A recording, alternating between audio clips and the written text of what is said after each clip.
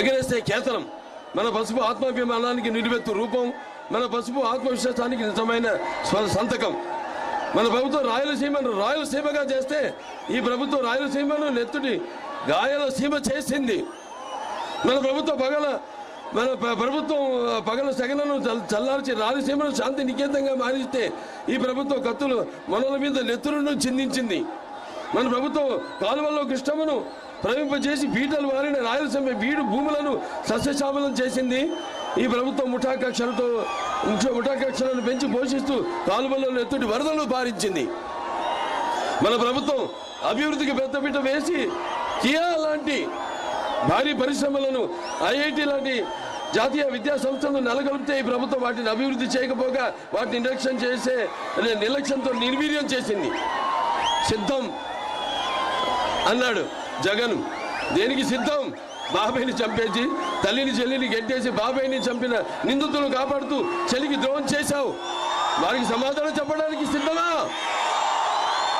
ప్రతి ఏటా job calendar ఇస్తానని నమ్మి పలికి కొత్తవి రాకపోగా ఉన్న పరిశ్రమలను వెళ్ళగొట్టి గంజాయికి బానిసలు చేసిన యువతకు సమాధానం చెప్పడానికి సిద్ధమా?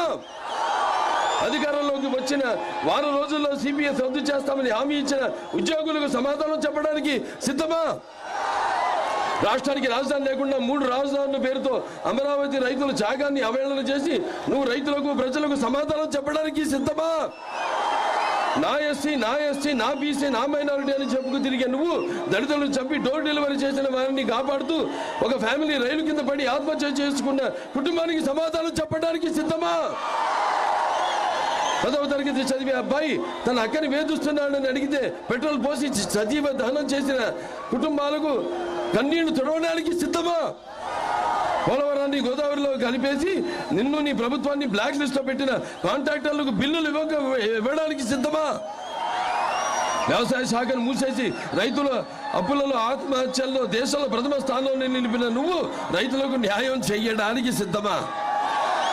ఆర్టీసీ కరెంటు ఛార్జీలు పెంచి ఇంటి పన్ను, నీటి పన్ను, ఆస్తి పన్ను, ఆఖరికి చెత్త పన్ను పెంచేశావు. ఈ పన్నులు తగ్గించడానికి నువ్వు సిద్ధమా? మాయలు మోసాలకు మళ్ళీ సిద్ధమా? అరాచకాలకు అక్రమాలకు మళ్ళీ సిద్ధమా? రాబోయే 100 ఏళ్ల నాటి ప్రజలకు దొరకకుండా ఇసుక పాత్రలు తవ్వడానికి మళ్ళీ సిద్ధమా? లేకపోతే ఈ చీప్ లిక్కర్తో జే బ్రాండ్ మద్యాన్ని వరదలుగా పారిస్తూ మరో 1,00,000 కోట్ల దోపిడీకి మళ్ళీ సిద్ధమా?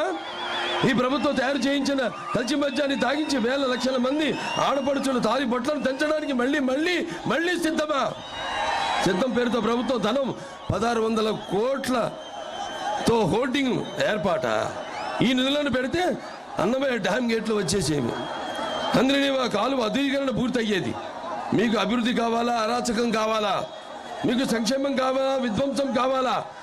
మీకు సమర్థ పాలన కావాలా? రాక్షస పాలన కావాలా? మీకు స్వర్ణ యుగం కావాలా? చీకటి రాజ్యం కావాలా? మీకు స్వర్ణ యుగం కావాలా? చీకటి రాజ్యం కావాలా? మీకు కన్స్ట్రక్షన్ కావాలా? డిస్ట్రక్షన్ కావాలా? సిద్ధం ఉన్నావు కదా? ధర్మ యుద్ధానికి మేము సంసిద్ధం. అవునా?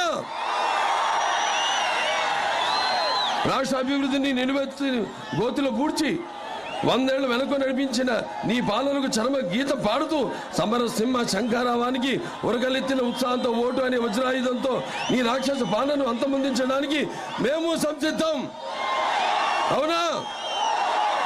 నిన్ను నీ వైసీపీని పాతాళంలోకి తొక్కేయడానికి ప్రజలు, తెలుగుదేశం, జనసేన తమ్ముళ్ళు సిద్ధం.